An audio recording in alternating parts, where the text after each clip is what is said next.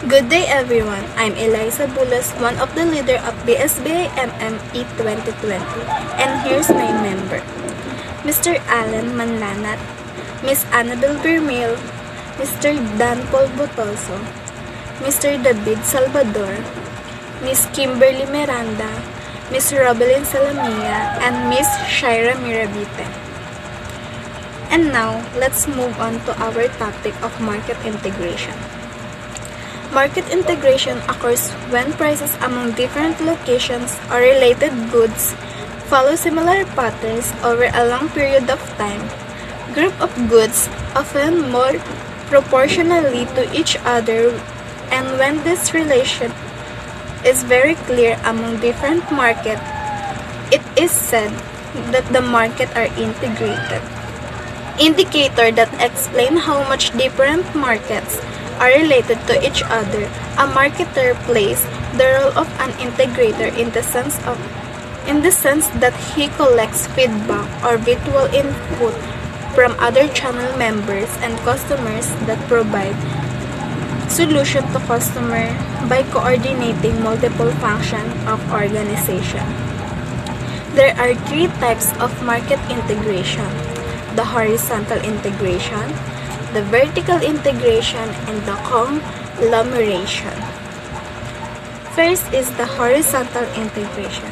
Occurs when a firm of agency gains control of other firms or agencies performing similar market functions at the same level in the market sequence.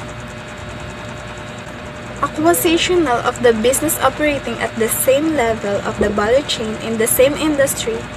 This is a contrast to vertical integration where firms expand into upstream or downstream activities, which are the different stages of production. Second is the vertical integration. It's a strategy whereby a company owns or controls its suppliers, distributors, or retail location to control its value or supply chain. Vertical integration benefits companies by allowing them to control processes, reduce costs, and improve efficiencies. Netflix is a prime example of vertical integration. The company started as the DVD rental business before moving into online streaming or of films and movies license. From major studio, the Netflix exodus realized they could improve their margins by producing their own original content. Third is the conglomeration. Describe the process by which a conglomerate is created. As when a parent companies begin to acquire subsidiaries, sometimes conglomeration can refer to a time period when allow the company to diversify its revenue stream, reduce its market risk, and the possibility of overtake. Companies pay for merge or acquisitional either through cash or purchase of stock or the combination of both. Next is the International Financial Corporation or IFC. IFC was established in July 1956 as an affiliate of the World Bank to provide finance to the private sector. World Bank grants loans to the government of the member countries or provides loan capital to the private enterprises on the guarantee of the member government. World Bank does not provide risk capital. The IFC was established with the specific purpose of providing risk capital to the private enterprises in the less developed countries without government guarantee. What is IMF? International organization that promotes global economic growth and financial stability, encourage international trade, and reduce poverty. Quotas of members countries are the key determinant of the voting power in IMF decisions seek to mitigate the negative effect of globalization of the world economic in the two ways by ensuring the stability of the international financial system and by helping individual countries take advantage of the investment opportunities offered by international capital market while reducing their vulnerability to adverse shock of charges in investor sentiment is MDB. International financial institution or multilateral development bank is characterized by two or more countries for the purpose of encourage economic development in poorer nations. Multilateral development bank consists of the member nation from development and developing countries. Multilateral Development Bank originated in the aftermath of the World War II to rebuild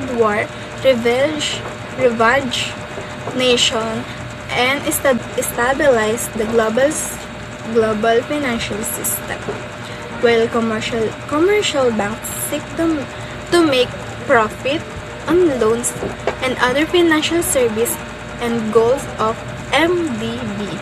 Multilateral Development Bank or MDB, which include the World Bank, the African Development Bank, the Asian Development Bank, European Bank of Reconstruction and Development, and Inter-America Development Bank Group. Lastly is the Global Corporation. Global corporation, also known as the global company, is called from the base term global, which means all around the world. Global company is any company that operates in at least a country other than the country where it originated. Expanding to giving just one additional country is a lot of work, and it's therefore a great achievement if you are operating in one country, selling your products around the world and shipping them to customers in countries in Europe while you're in the United States. That doesn't necessarily mean you're a global company. It takes more than that to earn the name of global company. To be a global company, you need to introduce not only your product but also your company to people who live in another country. You need to conduct significant research to figure out which country is your best choice to expansion and how to introduce yourself probably. You have to send some of your employees to that company to speak with people to face and to experience that country on a first-hand basis before you decide whatever the country is right for your company. Once you expand to another country, Good day, I'm Alan Joris P. Manlanat, your presenter for today. Have you heard the phrase, when the American economy sneezes, the rest of the world catches cold? This means that world economies have been brought closer together by globalization. But it is important to remember that it is not only the economy of United States has the significant impact in the global market in finance. This is clear, for example, in the global impact of the financial crisis that struck Asia and Russia in 1990s. However, it remains the case that more powerful economy, the greater the effect of its crisis on the rest of the world. On the same manner, crises on the weaker economies have less effect on the other countries. For example, Argentina's serious financial crisis in the late 1990s and early 2000 had a comparatively small impact on the global economy. Now, let's talk about economic development during and after World War II. Prior to the World War II, economic globalization has been experienced throughout the world, but when World War II started, it collapsed and also brought about by economic depression. All of these events have negative effects on almost all major economies. The US economy was a major exception, at least in the terms of the effects of two world wars. Of particular importance in the 1930s was the movement of many countries, notably Fascist Italy and Germany, in the direction of autarky or in the turn inward in order to create as much economic self-sufficiency as possible. Such a turn inward is, of course, anthema to globalization, which requires that various entities, including nation-state, be outward-looking rather than inward-looking. Not only in the way they view the world, but also in their actual dealings with other parts of the world. Hi, I'm Annabelle Bermel of BSBA E2020. Let's talk about a Turkey, anathema, Bretton Woods Agreement, and Bretton Woods System. A Turkey refers to a nation that operates in a state of self-reliance. Nations that follow a policy of autarky are characterized by self-sufficiency and limited trade with global partners. According to Peter Bondarenko, a Turkey is an economic system of self-sufficiency and limited trade. A country is said to be in a complete state of autarky if has a closed economy, which means that it does not engage in international trade with any other country. Let's proceed to anathema. Anathema in common usage is something that or someone who is detested or shunned. In its other main usage, it is a formal excommunication. The latter meaning, its ecclesiastical sense, is based on New Testament usage. Let's move on to the Bretton Woods Agreement and Bretton Woods System. The Bretton Woods Agreement and System created a collective international currency exchange regime that lasted from mid-1940s to the early 1970s.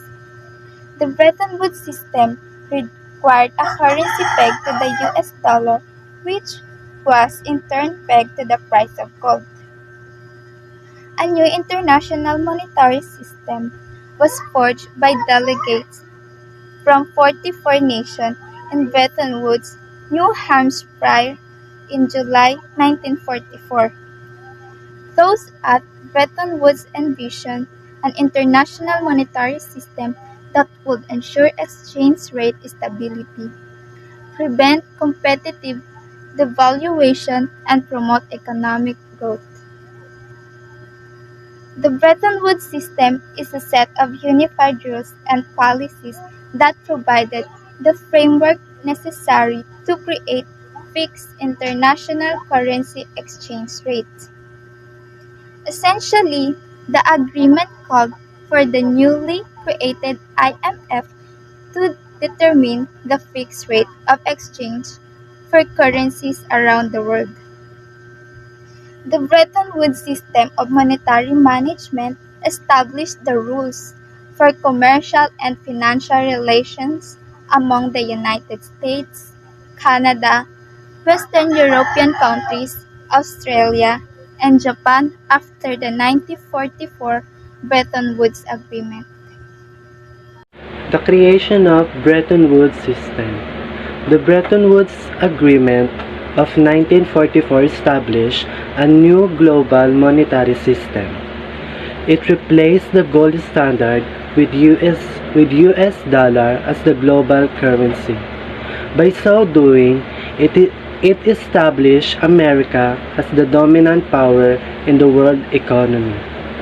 After the agreement was signed, America was the only country with the ability to print dollars. The agreement created the World Bank and the International Monetary Fund US-backed organization that would monitor the new system. The Bretton Woods system was created in a 1944 conference of all of the World War II allied nations. It took place in Bretton Woods, New Hampshire. Under the agreement, countries promised that their central banks would maintain fixed exchange rates between their currencies and the dollar. If a country's currency value became too weak relative to the dollar, the bank would buy its currency in foreign exchange markets. The Bretton Woods system has five key elements: the peg rate or par value currency regime, the reserve currency, designing the IMF, subscriptions and quotas, financing trade deficits, changing the par value, and IMF operations. Good afternoon to each and everyone. My name is Salvador John David. So let's discuss what is World Trade Organization. The World Trade Organization is essential an alternative dispute of mediation entity that upholds the international rules of trade among nations. The organization provides a platform that allows member government to negotiate and resolve trade issues with other members. The World Trade Organization main focus is to provide open lines of communication concerning trade among members. For example, the World Trade Organization has lower trade barriers and increased trade among member countries. On the other hand, it is also maintained trade barriers when it comes sense to do so in the global context. Therefore, the World Trade Organization attempts to provide negotiation attempts to provide benefits to global economy. Once negotiations are complete and an agreement is in place, the World Trade Organization then offers to interpret the agreement in case of a future dispute. All World Trade Organization agreements include a settlement process whereby the organization legally conducts neutral conflict resolution. Let's proceed in International Monetary Fund. A core responsibility of the IMF is to oversee the international monetary system and monitor the economic and financial policy of the 190 members countries, an activity known as the surveillance as a part of this process which takes place at the global, regional, and country level. The IMF identifies potential risks to stability and recommended appropriate policy adjustments needed to sustain economic growth and promote financial and economic stability. Why do crises occur? The cause of crises are varied and complex and can be domestic or external or both. So, domestic factors include inappropriate fiscal and monetary policy, which can lead to large economic imbalance, such as large current account and fiscal deficit and high level of external and public debt, an exchange rate fixed and an inappropriate level, which can erode competitiveness and leads to persistent current account deficit and loss of official reserve, and a weak financial system, which can create economic booms and boost political instability, or a weak institution can also trigger crisis by exacerbating economic vulnerabilities. In external factors include shock ranging for natural disaster to large swing in commodity price. These are common cause of crisis, especially for low-income countries, which have limited capacity to prepare for such shock and are dependent on a narrow range of export product. Also, in an increasing globalization economy, suddenly change in market sentiment can result in capital flow volatility. Even countries with the sound fundamental could be severely affected by the impact of economic crisis and policies in other countries. The COVID-19 pandemic is another example of external shock affecting countries across the globe. So, how International Monetary Fund lending helps? International Monetary Fund's lending aim to give countries breathing room to implement adjustment policy in an orderly manner which will restore conditions for a stable economy and sustainable growth. This policy will vary depending upon the country circumstance. For instance, a country facing a sudden drop in the price or key export may need financial assistance while implementing measures to strengthen the economy and widen the export base. Severe capital outflow may need to address the problem that leads to loss of investor confidence. Perhaps interest rates are too low, the budget deficit and debt stock are growing too fast, or a banking system is inefficient or fully regulated. That's all. Hi, good day. I'm Kimberly Miranda from BSBA MME 2020. Today, let's discuss the World Bank and 189 members countries. The World Bank is an international financial institution that provides loans and grants to the governments of low and middle income countries for the purpose of pursuing capital projects. The World Bank Group is one of the world's largest sources of funding and knowledge for developing countries. Its 5 institutions share a commitment to reducing poverty, increasing shared prosperity, and promoting sustainable development.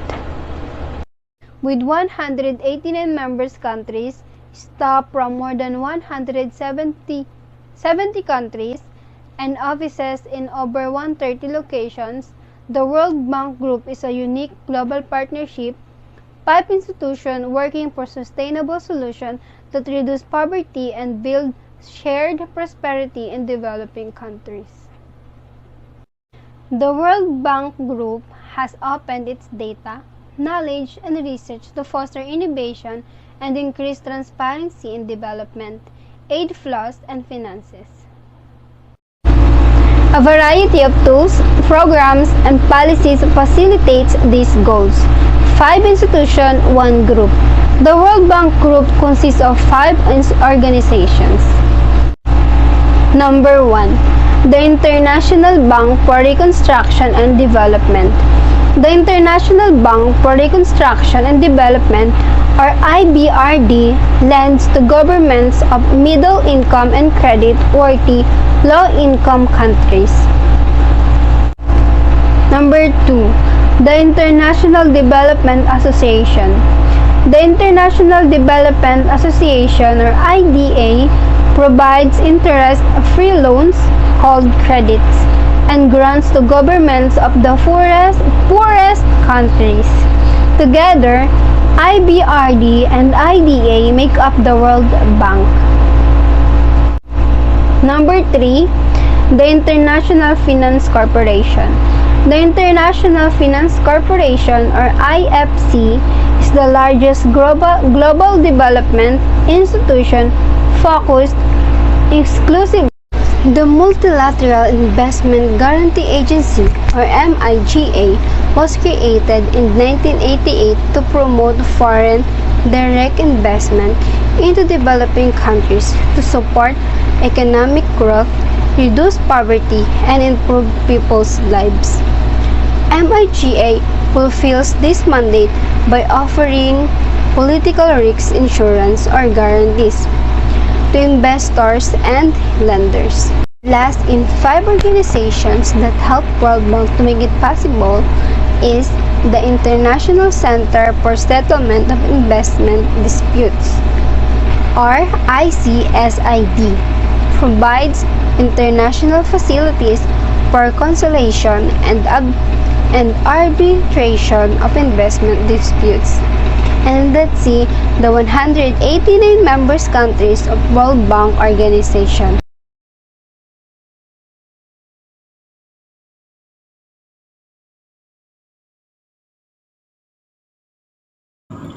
Good day. I'm Robilyn Elsa Lamia from BSBA MME 2020. Let's talk about changes in Bretton Woods era organization. The Bretton Woods Conference of July 1944 set up the World Bank, International Trade Organization, the International Monetary Fund, and the post-war monetary arrangement by which the US dollar took the place of gold as the medium international exchange. It may be seen that the primary function of the United States after World War II was established and maintaining the rules and interaction of a liberal world economy. The pre-1914 gold system worked but emphasized the element of the crisis that was brewing within the system. During the 25 years before the outbreak of World War I, via an increasing damaging collapse to its destruction in 1914. The Bretton Woods system was the first system used to control the value of money between different countries. It means that each country had a monetary policy that kept the exchange rate of its currency within a fixed value, plus or minus 1% in terms of gold. Bretton Woods system inaugurated an era of unprecedented growth of the trade and income for the Western industrial nation and Japan. It provided a big boost the world trade, which grew annually at over 8% between 1950 and 1970, and incomes of nearly 5%. Bretton Woods system dissolved between 1968 and 1973. In August 1971, U.S. President Richard Nixon announced the temporary suspension of the dollar convertibility into gold. Organizational economics is used to study transactions within individual firms and determine management approach to managing resources. Importance of economic organizations.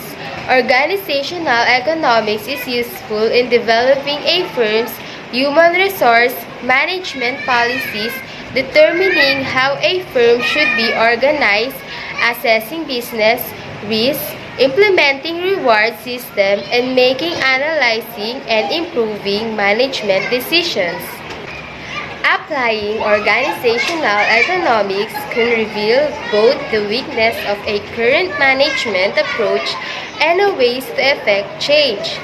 Looking at the subfields that comprise this method offers a way to understand the motivations and decisions that lead to operational decisions within an organization.